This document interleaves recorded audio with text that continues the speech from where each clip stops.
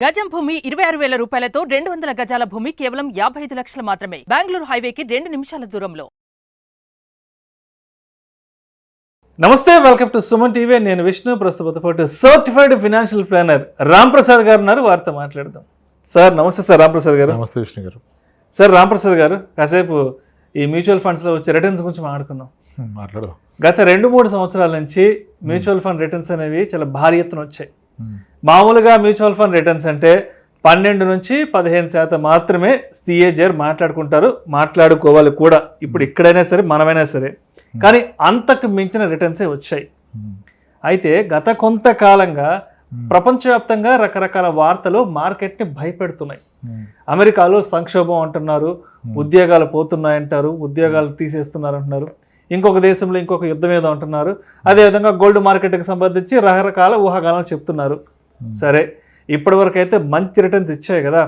వాకి 2 సంవత్సరాల తర్వాత మరి ఇప్పుడు అనుకున్న రిటర్న్స్ ఆ స్థాయిలో కనుక రాకుండా కొంత డౌన్ ట్రెండ్లో కనుక వెళ్తే మరి ఇన్వెస్టర్స్ పరిస్థితి ఏంటంటారు? ఎందుకంటే లాస్ట్ 5 ఇయర్స్లో ఎంత పెద్ద బజ్ క్రియేట్ అయిందో చూసాం. ఇవాళ మ్యూచువల్ ఫండ్స్కి సంబంధించి ఎంత పెద్ద అవేర్నెస్ క్రియేట్ అయిందో మన కళ్ళ ముందు చూస్తున్నాం. నెలకి దాదాపు 23,000 కోట్ల రూపాయల ఎస్ఐపి పెనిట్రేషన్ జరుగుతోంది కదా. ఏవైనా అనుకోని పరిస్థితులు ఎదురయ్యి వచ్చే 2 ఏళ్లలో తలకిందులై తారుమారైతే మ్యూచువల్ ఫండ్ ఇన్వెస్టర్స్ పరిస్థితి ఏంటి? పడితే పండగ చేసుకోవడమే సార్. ఏంటండి? మార్కెట్ పడితే పండగ చేసుకోవడమే. మార్కెట్ పడితే పండగ చేసుకోవడం ఏంటి సార్? ఏం చేయగలుగుతాం మనం? పడితే ఏం చేయలేం కదా. మనం ఆపేది కాదంటారు కదా. ఇప్పుడు ఏమైందంటే మార్కెట్ పడుతుంది అని ఒప్పుకున్న దాకా వదిలేట్టుకెళ్ళారు ఎవరు. ఇప్పుడు మీరు అబ్జర్వ్ చేస్తే గత 4 ఏళ్ళ మన జర్నీలో ఫస్ట్ రష్యా ఉక్రెయిన్ వారు అప్పుడు ఏదో ఒక వీడియో చేసాం మనం. అవునవును. యుద్ధం మొదలైతే ఏంటి అని ఆగా మేఘాల మీద చేసాం ఆ రోజు మనం ఆ వీడియో చేసామా. తర్వాత సిలికాన్ వ్యాలీ బ్యాంక్ కొలాప్స్ అయితే చేయమంటే నేను చేయనన్నా. ఇవన్నీ జరుగుతూనే ఉంటాయి. రష్యా ఉక్రెయిన్ యుద్ధం మొదలైతే 3వ ప్రపంచ యుద్ధం మొదలైంది అన్నారు. ఏమైంది? అది నడుస్తుంది, మన జీవితాలు నడుస్తుంది, మార్కెట్ నడుస్తుంది. సిలికాన్ వ్యాలీ బ్యాంక్ కొలాప్స్ అయితే ఇంకేం లేదు, ఐటీ అయిపోయింది అన్నారు. ఏమైంది? మొన్న యుఎస్లో ఏదో కాస్త అటు ఇటు అయిపోతే ఒక్క రోజులో జపాన్ ఎన్నని అదని ఇదని ఒక 1 వీక్ హంగామా నడుస్తుంది. ఇప్పుడు అంతా అయిపోయింది. ఇవి ఎప్పుడు జరుగుతూనే ఉంటాయి, జరగకుండా ఎప్పుడు ఉండవు. మార్కెట్లో నెగిటివ్ వస్తూనే ఉంటుంది. పీపుల్ ఆర్ ఎక్కువ నెగిటివ్గా అట్రాక్ట్ అవుతారు. అది కావాలి, అది ఎక్కువ సర్క్యులేట్ అవుతుంది, వ్యూషిప్స్ వస్తాయి. మనం as a certified financial planner, personal financial ప్లానర్గా దేశానికి ఫైనాన్షియల్ ప్లానింగ్ చేయట్లేదు. మనకి మనం చేసుకుంటాం. ఒక ఇండివిజువల్కి, ఒక ఫ్యామిలీకి ఫైనాన్షియల్ ప్లానింగ్ చేస్తున్నాం. కానీ ఇప్పుడు ఎవరు చెప్పినా అన్నీ ఎక్స్టర్నల్ థింగ్సే మాట్లాడుతున్నాం. ఈ కంట్రీలో యుద్ధం అంటాం, ఆ కంట్రీలో రెషన్ అంటాం, కానీ ఇండియాలో ప్రాబ్లమ్ని ఎవరు మాట్లాడలే. ఎస్. అండ్ మీరు అన్నట్టుగా గత 2 ఏళ్ళలో మ్యూచువల్ ఫండ్స్లో అద్భుతమైన రిటర్న్స్ వచ్చాయి. మనం అనుకునే ట్రెడిషనల్ రేట్కి 3 times 4 times చాలా మంది పోర్ట్ఫోలియో వచ్చినాయి. దేర్ ఆర్ స్కీమ్స్ డెలివర్ 100% ఇచ్చిన స్కీమ్స్ ఉన్నాయి. ఇప్పుడు అందరూ మళ్ళీ 100లో దూకుతున్నారు. ఓకే, ఇక్కడ నుంచి మార్కెట్ పడితే ఏంటి? అదే కదా మీ ప్రశ్న. ఇక్కడ నుంచి మార్కెట్ పడితే ఇన్వెస్టర్ల పరిస్థితి ఏంటి? పడచ్చు మార్కెట్, పడదు అని అనుకుంటారు. సరే, పడితే ఏంటి అనేది ఒకసారి కొంచెం పడుతుంది అన్న సబ్జెక్ట్ కండిషన్లో మాట్లాడదాం. మన అందరు అదృష్టం బాగుంటే ఎస్ఐపి ఇన్వెస్టర్స్ ఎవరైతే ఉన్నారో వాళ్ళకి ఒక 3 ఏళ్ళు కనుక మార్కెట్ ఏకదాటిగా పడిపోతే ఒక 10 ఏళ్ల తర్వాత వాళ్ళు అద్భుతాలు చూడగలుగుతారు. రిటర్న్స్ పోర్ట్ఫోలియోలో చూడగలుగుతారు. 3 ఏళ్ల పాటు ఏకదాటిగా మార్కెట్ కిందికి కొడితే, లేదా పైకి పెరగకుండా అక్కడే అటు ఇటుగా ఊగితే ఒక 3 ఏళ్ల పాటు, 1-2 ఏళ్ళు డౌన్ఫాల్ వస్తే ఏం ఉపయోగం ఉండదు. ఒక 3 years ఉండాలి. ఒక 3 years పాటు స్టాక్ మార్కెట్ వాలటైలిటీ ఇక్కడే ఉండాలి, పెరగకూడదు. సెన్సెక్స్ ఇదే లెవెల్లో కనుక ఉంటే ఈ 3 ఏళ్ల పాటు మన ఎస్ఐపి కంటిన్యూ చేస్తే టెక్నికల్గా ఏం జరుగుతుంది? ఇన్ సింపుల్ లాంగ్వేజ్ చెప్తాం. ఈరోజు గ్రామ్ బంగారం 7,000 ఉంది. ఓకే, ఎస్ఐపి అంటే మంత్లీ కొనుక్కోవడమే కదా. లేటెస్ట్ కాసేపు మ్యూచువల్ ఫండ్స్ పక్కన పెట్టి ఒక వ్యక్తి ఎవ్రీ మంత్ గోల్డ్ కొంటున్నాడు. ఇప్పుడు 7,000 ఉంది కదా బంగారం, ఇది పెరగట్లా. 6,6కి వెళ్తుంది, 6,5కి వెళ్తుంది, 6,8కి వస్తుంది, 7కి వస్తుంది, 6,4కి వెళ్తుంది, 6,6, 6,5. 3 ఏళ్ల పాటు బంగారం కొంటే ఇతను కొన్న పర్ గ్రామ్ యావరేజ్ ప్రైస్ ఎంత ఉంటుంది? అప్పుడు ఈయన 6,5 నుంచి 7 మధ్యలో కొంటున్నాడుగా. ఈయన కొన్నది యావరేజ్ ప్రైస్ 6,600, 6,700 ఉంటుంది. కానీ 3 ఏళ్ళు ఆగింది, తర్వాత ర్యాలీ అవుతుందిగా బంగారం అయినా. మళ్ళీ ఒక 7 ఏళ్ళు పోతే బంగారం 14,000 అవుతుంది. అంటే బంగారం 10 ఏళ్ళకి రెట్టింపు అని చెప్తాను, 14,000 అవుతుంది. ఈ 10 ఏళ్ల పాటు ఈయన కొన్న బంగారం ఆ రోజు అమ్మితే ప్రతి గ్రాముకి 14,000 వస్తుంది. కానీ ఎక్కువ లాభం ఎక్కడ వస్తుంది? మొదటగా కొన్న గ్రాముల్లో వస్తుంది. మార్కెట్ డౌన్ ఉంటే you are accumulating more units. నువ్వు కొంటుంది ఇక్కడ యూనిట్స్ అంటే గ్రామ్ బంగారం తక్కువ రేట్లు ఉంటాయి కదా ఎక్కువ వచ్చేది. మొదటి 3 ఏళ్ళలో ఎక్కువ కూడబెట్టుకునే అవకాశం కనుక నీకు వస్తే, ఎవరైతే ఈరోజు మార్కెట్లో ఎస్ఐపి ఇన్వెస్ట్మెంట్కి వస్తున్నారో వాళ్ళు రాబోయే 10 ఏళ్ల గురించి ఇన్వెస్ట్ చేస్తే, 11 ఏళ్ల గురించి 12-15 ఏళ్ల గురించి ఇన్వెస్ట్ చేస్తే కనుక సీరియస్గా మొదటి 3 ఏళ్ళు మార్కెట్ ఎన్ని అవకతవకలు, ఒడిదుడుకులు, దరిద్రాలన్నీ జరిగితే ఇంకా లక్ష్మీదేవి వరిస్తుంది వాళ్ళని. మొదటి 3 ఏళ్ళు జరిగితే ఎస్ఐపి ఇన్వెస్టర్ అంటే ఇప్పుడు రేపు పెళ్ళి, రేపు చదువుకున్న వాళ్ళు పడితే ఈరోజు వెళ్ళిపోవాలి. ఇంకా సింపుల్. ఇప్పుడు నెక్స్ట్ 1-2 ఇయర్స్లో మ్యారేజ్లో ఎడ్యుకేషన్ ఉంది, మంచి రిటర్న్ వచ్చింది కదా, వెళ్ళిపోండి ఈరోజు. ఎందుకంటే 2 ఏళ్ళలో మార్కెట్ని ప్రెడిక్ట్ చేయలేరు, మీరు పడితే కష్టం. కానీ ఇప్పుడు మొదలెడుతున్న వాళ్ళు జర్నీ 10 ఏళ్ల తర్వాత నువ్వు తీసుకునే దానికి ఇప్పుడు పడితే ఏంటి, పెరిగితే ఏంటి? యాక్చువల్గా పడితే లాభం ఎక్కువ. మార్కెట్ పడదని ఎక్కడ లేదు. మీరు ఒక ఫిగర్ చెప్పారుగా, 23,000-24,000 crores of SIP from retail investors. 2 ఇయర్స్లో అది డబుల్ అవుద్ది, 50,000 crores అవుతుంది 2 ఇయర్స్లో, జస్ట్ ఇన్ 2 ఇయర్స్లో. 2 ఇయర్స్లో డబుల్ అయితే 5 ఇయర్స్లో ఎంత అవుతుంది? కానీ ఇండియన్ ఈక్విటీలో అంత స్కోప్ ఉందా? 1,00,000 crores per month retail investors పెడితే సేబీ గేట్లు అయితే అలా ఫారెన్ ఇన్వెస్ట్మెంట్ చేయమని, మనం పోయి చేయాలి ఫారెన్ కంట్రీస్లో ఇన్వెస్ట్మెంట్. ఆ కైండ్ ఆఫ్ క్యాష్లో వస్తుంది. అందుకని గ్లోబల్గా ఎంత నెగిటివ్ న్యూస్ వచ్చినా మన వాళ్ళు రాగానే గోల్ పెట్టేస్తున్నారు. కానీ ఇంక ఇది అయిపోయింది, అది అయిపోయింది. ఏమైంది? ఎన్నిసార్లు భయపెట్టేశారు గత 2 ఏళ్ళలో 3 ఏళ్ళలో? ప్రతి ఈవెంట్కి, ఎలక్షన్ ఈవెంట్కి, ఆ రష్యా ఉక్రెయిన్ వారు కొన్నాళ్ళు మర్చిపోతాం, బోరు కొడితే మళ్ళీ బయటకు వస్తుంది. ఎన్నెన్నో చెప్తారు. అది ఇది ఎందుకే? ఆ దేశాలన్నీ ప్రపంచ దేశాలన్నింటికి మనకేం సంబంధం? అసలు కోవిడ్ అప్పుడైతే అసలు ఇంకా ప్రపంచమే లేదు. ఇంకా రేపటి నుంచి మొత్తం కోవిడ్ అప్పుడు లేదు. మానవ జాతి అంతరించిపోతుంది. 3వ ప్రపంచ యుద్ధం వచ్చిపోయింది మనకు ఆల్రెడీ. రష్యా ఇది సిలికాన్ వ్యాలీ బ్యాంక్ వల్ల ఐటీ సర్వనాశనం అయిపోయింది, మట్టం అయిపోయింది. ఇప్పుడు ఉంటుంది ఐటీ వాళ్ళ పరిస్థితి అన్నారు. ఎందుకు అక్కసు అన్నారు? అన్నీ జరిగాయి కదా మార్కెట్లో. అది జరిగితే పడద్దేమో, పడినవ్వండి కదా. ఒక 3 ఏళ్ళ పాటు పడితే నీ అవసరం 10 ఏళ్ళ అవుతుంది, 3 ఏళ్ళు పడితే ఏంటి? మనం ఎప్పుడు అనుకున్నట్టుగా ఈ 3 ఏళ్ళు పడితే ఇప్పటి వరకు పెట్టుబడి పెట్టిన వాళ్ళు వాళ్ళది ఒక 20 లక్షలు 30 లక్షలు ఉంది కదా. ఈ 3 ఏళ్ళు పడ్డది, ఈ జాబ్ కూడా పోయిందనుకోండి, ఈయన ఇప్పటిదాకా ఉన్న 30 లక్షలు కాస్త రేపు గట్టిగా పడితే 25 లక్షలు అయింది, 22 లక్షలు అయింది. జాబ్ పోయింది, 1 సంవత్సరం జాబ్ రాదు. ఈలోపు 20 లక్షల మీద ఒక 10 లక్షలు లోన్ తీసుకుని నడిపించే 1 year మళ్ళీ మొదలైంది కదా జర్నీ. ఆల్రెడీ పెట్టిన వాళ్ళకి ఒకవేళ మీ గోల్స్ నియర్ ఉంటే yes you should move out of equity.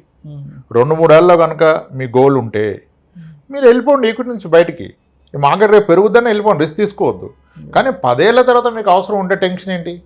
Market పడితేనే మంచిది, పడితే పెరిగితే కాదు, పడితేనే మంచిది. కానీ పడే అవకాశం లేదేమో అనిపిస్తుంది.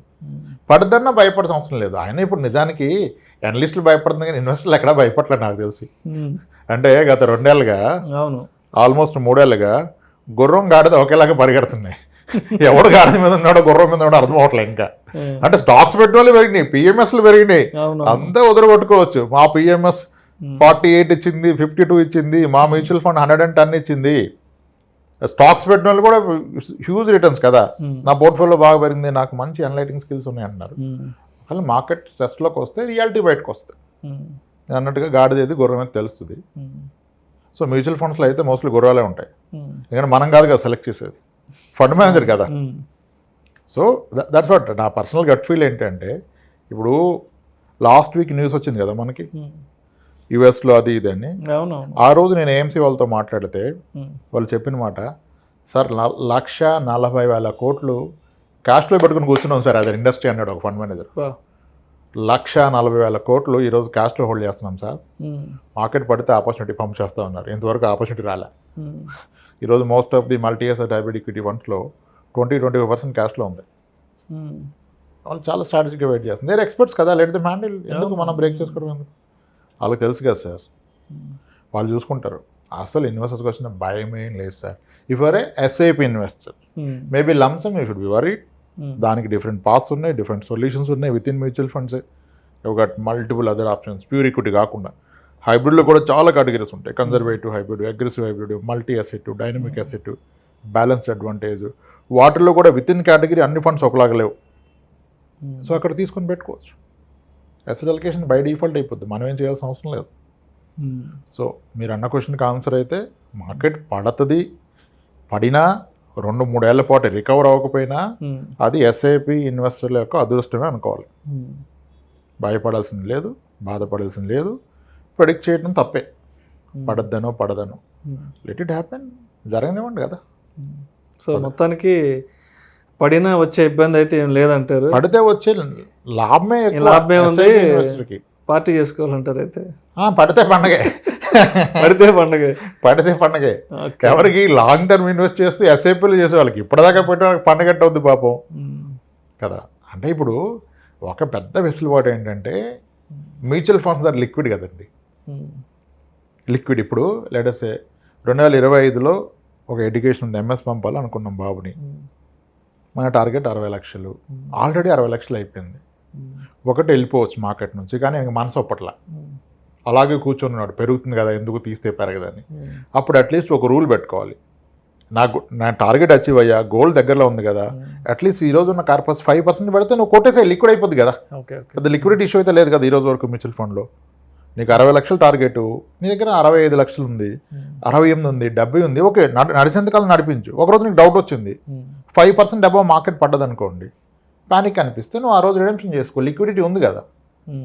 ఏదన్నా స్థలమా పొలం అమ్మలేకపోవడానికి, మ్యూచువల్ ఫండే కదా, అమ్ముకొని. సో అయితే ఈ మధ్య ఏం జరుగుతుందంటే మ్యూచువల్ ఫండ్స్ను కూడా ఒక రకంగా స్పెక్యులేషన్ ట్రేడింగ్ లాగా చేసేస్తున్నారు. అంటే ఏం జరుగుతుందంటే మ్యూచువల్ ఫండ్స్లో కూడా ఇన్వెస్ట్మెంట్ పెట్టడానికి మార్కెట్ అప్ వెళ్ళినప్పుడు ఇన్వెస్ట్ చేద్దామా, లేదంటే డౌన్ ట్రెండ్కి వచ్చినప్పుడు ఇన్వెస్ట్ చేద్దాం అంటూ, అంటే ఇక్కడ వాళ్ళే టైమింగ్ చేసేస్తున్నారు. సో ఇది ఎంతవరకు కరెక్ట్ అంటారు? ఒక ఇన్వెస్ట్మెంట్ చేయడానికి మార్కెట్ అప్ వెళ్తే ఏంటి, డౌన్కి వెళ్తే ఏంటి, దాన్ని టైమింగ్ చేయడం అనేది ఒక ఇన్వెస్టర్ లెవెల్లో కరెక్ట్ అంటారా? అస్సలు కాదు సార్. జనరల్ కాన్ఫిడెన్స్ వాళ్ళు పెరిగిపోయింది, నాలెడ్జ్ ఎక్కువ అయిపోయింది, ఎక్కువ తెలిసేసుకున్నారు నాలెడ్జ్ కూడా. ఏమో అంటే చెప్పేటోళ్ళు కూడా ఇప్పుడు timing the market will never give money sir, it's only the time spend in the market. ఎంతకాలం ఉన్నదనేది నీకు రిటర్న్ ఇస్తుంది, కానీ ఎన్నిసార్లు మార్చావు, ఎప్పుడు పీక్ ఎప్పుడు లో ఇవ్వదు. ఇప్పుడు మళ్ళీ హిస్టారికల్ ఫండ్ ఏం మాట్లాడతాం మనం, నిప్పాన్ ఇండియా గ్రోత్ ఫండ్ 4,000 అనేవి అయిపోయింది కదా. 1995 అక్టోబర్ 28 అక్టోబర్లో వచ్చింది, 1995 అక్టోబర్. దాని టిల్ డేట్ సిఏజిఆర్ 23%. 23% సిఏజిఆర్.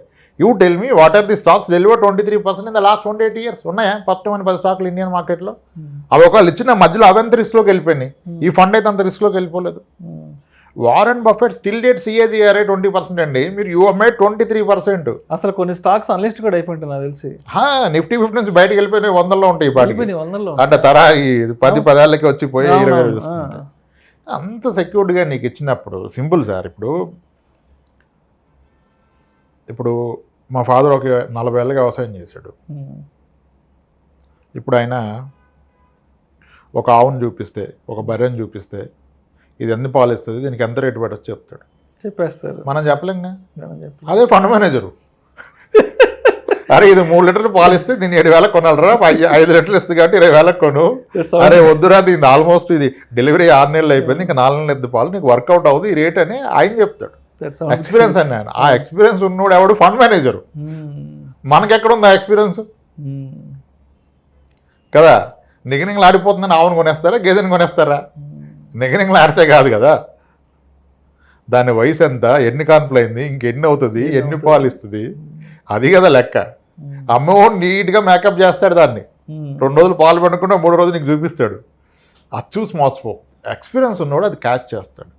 అది రిటైలర్స్ వలన అంత ఈజీ కాదు, మన వల్ల అవదు. Fund manager in expert, let him manage. ఆయన చేస్తాడు, ఈ అప్స్ అండ్ డౌన్స్ అన్నీ కూడా మేనేజ్ చేస్తాడు. అది చేస్తేనేగా నిప్పాన్ ఇండియా గ్రోత్ ఫండ్ ఈరోజు 23% మాడుతున్నాం. ఇన్ రెగ్యులర్ ఫండ్ వీఆర్ టాకింగ్ 23 ఓవర్ ది 29 years. అది చిన్న రేట్నా? ఎస్, అంతే. టెన్షనే లేదు sir. If you're a long term investor, పడితే పండగకి ప్రిపేర్ అయిపోండి, లేదా లెట్ ఇట్ గో. ఇంక చేయగలిగింది ఏం లేదు, పర్లేదని బాధపడద్దు, పడితే పండగ చేసుకుందాం. Right sir. Thank you so much Ramprasad గారు. రైట్ అండి విష్ణు గారు. సో మొత్తానికి మ్యూచువల్ ఫండ్స్లో ఇన్వెస్ట్ చేసే వాళ్ళు మార్కెట్ని టైమింగ్ చేయొచ్చా చేయకూడదా, వచ్చే 2 సంవత్సరాలలో మ్యూచువల్ ఫండ్ ఇన్వెస్ట్మెంట్స్ తలక్రిందులైతే తారుమారైతే మరి ఇన్వెస్టర్స్ దాన్ని ఏ విధంగా క్యాష్ చేసుకోవాలి, లేదంటే దాన్ని ఏ విధంగా తీసుకోవాలి అనే దాని గురించి చాలా చక్కగా మీ స్టైల్లో మన ఆడియన్స్కి మరొక్కసారి ఒక మంచి ఇన్ఫర్మేషన్ కన్వే చేశారు. Thank you so much sir. Right Vishnu గారు.